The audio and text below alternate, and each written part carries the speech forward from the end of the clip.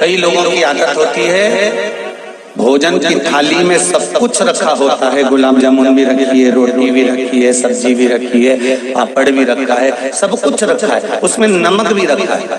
पर इसकी सबसे पहले आदत क्या है कि पहले नमक उठाएगा और सलाद में डालेगा। अरे पहले कुछ मीठा तो उठा ले थाली में से।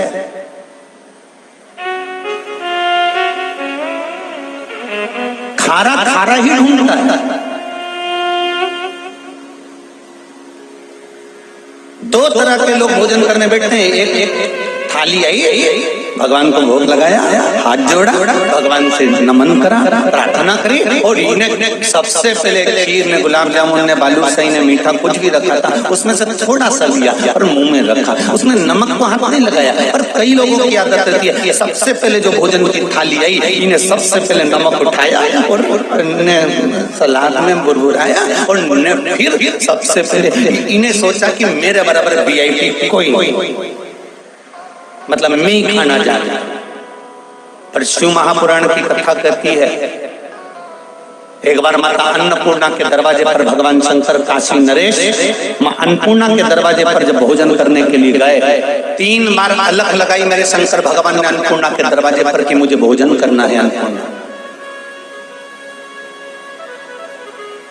मेरा शंभू, मेरा त्रिकालदर्शी, मेरा कैलाशी, मेरा अविनाशी, मेरा शिव 3 बार आवाज लगाए कि अन्नपूर्णा हमको भोजन करना है, अन्नपूर्णा हमें भोजन करना है, अन्नपूर्णा हमें भोजन करना है। आज अन्नपूर्णा देवी ने भोजन की वही थाली लगाई जैसे आपकी पत्नी आपके सामने लगाती है, जैसे आपके रिश्तेदार आपके सामने लगाते हैं, जैसे आपका परिवार का व्यक्ति आपके सामने लगाता है। वही थाली, वही नमक, वही मिर्ची, वही पापड़, वही गुलाब जामुन, वही इमरती, वही भजिया, वही पकौड़ा, सब कुछ लगाया।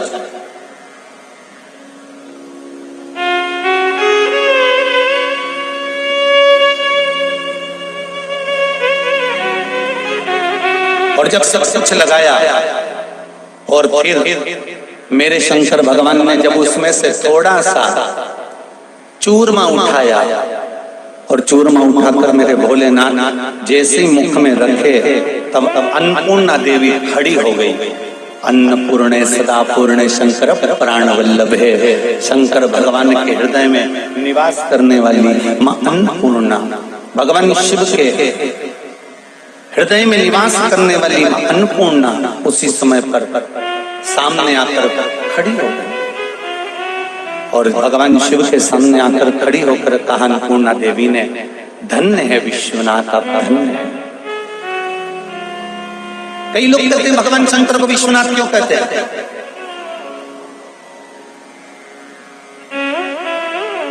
इतने सारे देवी देवता हैं, 33 कोटि, किसी के नाम के आगे लिखा रहता है विश्वनाथ।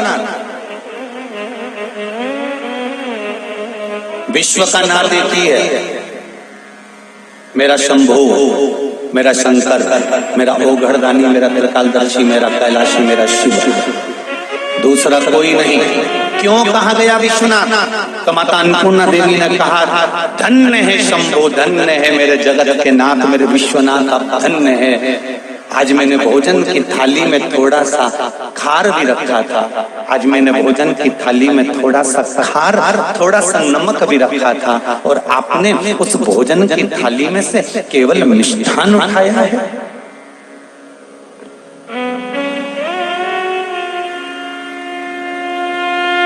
बहुत समझने की कथा है शिव महापुराण। और मेरी जीजियां बैठी हुई हैं, माताएं बैठी हुई हैं, मेरे भाई लोग बैठे हैं, बच्चे लोग बैठे हैं, छोटे छोटे से नवयुवक बच्चे भी बैठे हुए हैं। उनसे कहूंगा कि पहले अगर भोजन करने जाना, चाहे होटल में कर लो, चाहे जाकर घर में, चाहे मेहमानी में कर लो, नमक को हाथ बाद में लगाना, ये शिव महापुराण की कथा कर रही है। वो बाद में छुआ जाएगा, वो बाद में छूना। सबसे पहले भोजन को हाथ लगाना क्यों?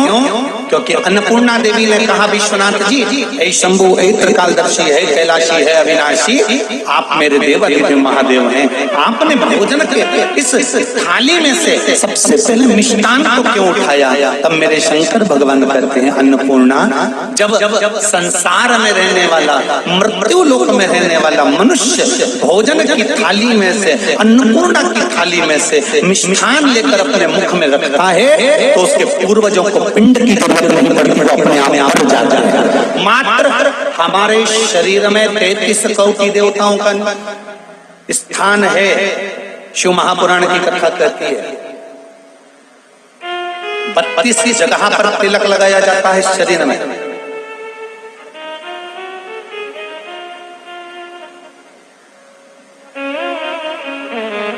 द्वादश तिलकों का प्रमाण है हमारे शास्त्रों में। नित्य कर्म में अगर पढ़ेंगे तो द्वादश तिलक का प्रमाण मिलेगा। शिव महापुराण को, देवी भागवत को, स्कंद पुराण को, ब्रह्मवेत्ता पुराण को, नर्मदा पुराण को, पद्म पुराण को अगर उठाकर देखेंगे तो उसमें 32 जगह पर तिलक लगाने का वर्णन मिलेगा, कुंड लगाने का वर्णन। दोनों भुजाओं पर नारायण लक्ष्मी विराजमान हो, हृदय में शिव विराजमान है, घुटने पर संत पत्नियां बेटियां विराजमान है, नेत्रों पर सूर्य चंद्र विराजमान है, श्रवण पर देव आदि विराजमान है। जरा हमारे शास्त्र तो उठाकर देखो कि मनुष्य के प्रत्येक अंग पर, मनुष्य के प्रत्येक शरीर पर जहां जहां आप देखेंगे वहां कोई ना कोई देवता विराजमान है, कोई ना कोई देव विराजमान है।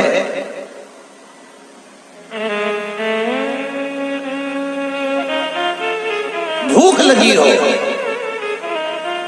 और भूख लगने पर पहला गासा जब नहीं फेंका जाता है तो सबसे पहले पितृ तृप्त हो जाते हैं, हमारे पूर्वज तृप्त हो जाते हैं, आशीर्वाद दे देते हैं अन्नपूर्णा की थाली पर। जब आप बैठकर भोजन करते हो तो हमारे पूर्वज तुम्हें आशीर्वाद प्रदान कर देते हैं, हमारे पूर्वज तुम्हें आशीर्वाद प्रदान कर देते हैं कि तुम हमको अन्न भाग प्रदान करे हो, हमको कुछ दिया है तुमने। इसलिए ये भोजन की थाली पर जितना भोजन है तुमको कभी तुम्हारे हाथ से छुड़ाया नहीं जाएगा, तुम्हारे भाग्य में इतना भोजन हमेशा बना रहेगा और तरक्की करते रहोगे। ये पूर्वज कहते हैं हमारे पूर्वज रोते कम है।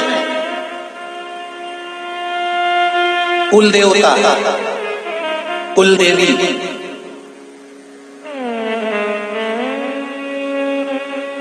अब शब्द श्राप बद्दुआ कब देते हैं?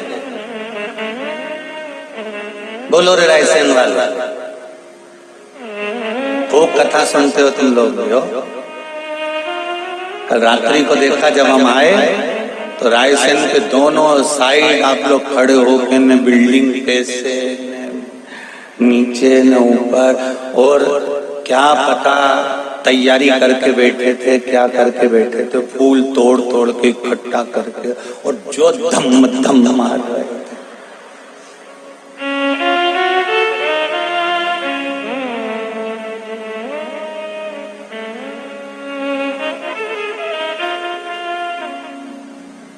एक बात तो है,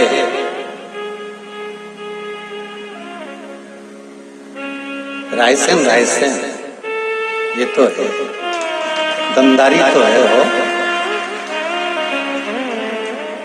और तुम लोगों की भक्ति की दमदारी भी बहुत बहुत हृदय से भगवान की भक्ति में रमे हुए हो। इससे बढ़कर कोई सुख नहीं है हमारा। और क्या किसको रोइए, चादर तान के सोइए, आग लगे बस्ती में, अपन मस्ती में। क्या फालतू के नाटक में पढ़ना, ने उसने ये कह दिया, ने उसने वो दे दिया, ने उसने यूं बोला, ने उसने यूं बोला, कहीं नहीं करना अपने। आती आती 2-4 दरवाजे पे कहती आना, कथा में चल रही है क्या? वो पूछे क्यों? नहीं, गुरुजी ने कथा में कहा था, कथा में जाने वालों का अगला जन्म छिपकली कन्नी होता। तो तू चल रही है क्या? बस इतना पूछ ले।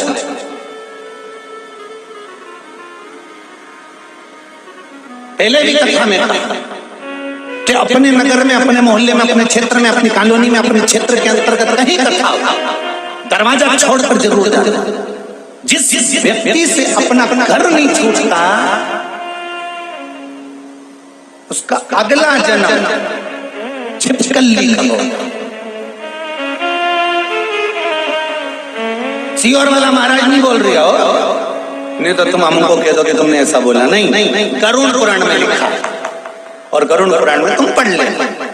क्यों? जिससे घर नहीं छूटा, कहीं कहीं छिपकलियों को देखना, तुम इनको झाड़ दो, न झाड़ू से जुड़ा दो, न भगा दो, वो छिपकली वापिस मरकन्नी के पीछे जाके छिप जाए।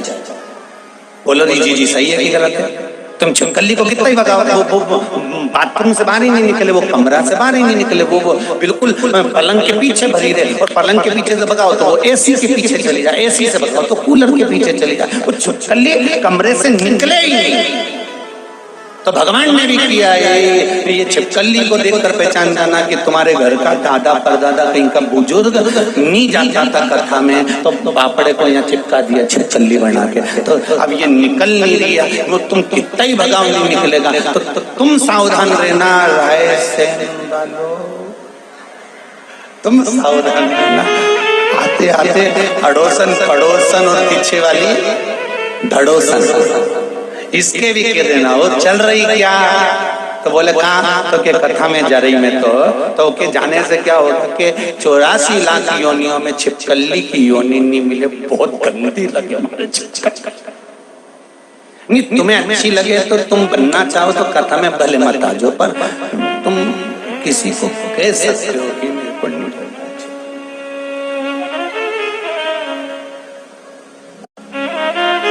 पितृदेव, कुलदेव, हमारे घर के बुजुर्ग बद्दुआ कब देते हैं? शिव महापुराण की कथा में और विष्णु पुराण की कथा में, दोनों में वर्णन आता है। जब कोई मनुष्य अपने भोजन की थाली में भोजन झूठा छोड़ता है, तब पूर्वज बद्दुआ देते हैं, श्राप देते हैं, बद्दुआ देते हैं, श्राप देते हैं। मेरा जितने लोग ये बफेट करते हैं, बड़ी बड़ी पार्टियां करते हैं, ने चाउमीन का स्टॉल लगा लो, ने पानी पत्ता सा लगा लो, ने छम्मक लड्डू लगा लो, ने ये काजू कड़ी, ने ये गड़ी, ने वो बड़ी, ने छोटी उनंग पड़ी, सब स्टाल ढेर सारे लगाए। तुमने कटोरा भरकर 2 चम्मच खाया, बाकी का डस्टबिन में डाल दिया। आधी चम्मच खाया, डस्टबिन में पटक दिया। प्लेट में जितना लिया भर कर ले लिया, नहीं खाया पटक दिया। काजू कड़ी भी पटक दी, पालक पकौड़ी भी पटक दी, ये भी पटक दी, तुमने तो पटक दिया। पर शिव महापुराण की कथा और विष्णु पुराण कहती है कि उस अन्न की थाली में जितना अन्न तुमने झूठा छोड़ा है, तुम्हारे पूर्वज तुम्हें बद्दुआ प्रदान करते हैं। उसकी एक कथा शिव महापुराण के अंतर्गत आती है, आप ध्यान लगाकर सुनिए। कर्म हम बुरा करते हैं तो भोगना भी हमको ही पड़ता है, इस जन्म में नहीं तो अगले में भोगोगे। पर शिव महापुराण की कथा तो कहती है कि अगला जन्म किसने देखा? ना तो सियोर वाला महाराज देख के आया, ना राय सिंह वाले देख के आया, और जो गए देखने वो आज तक नहीं आया। और तुम्हारा कोई रिश्तेदार गया, उससे पूछ लेना फोन लगा के ऊपर हालत कैसी है।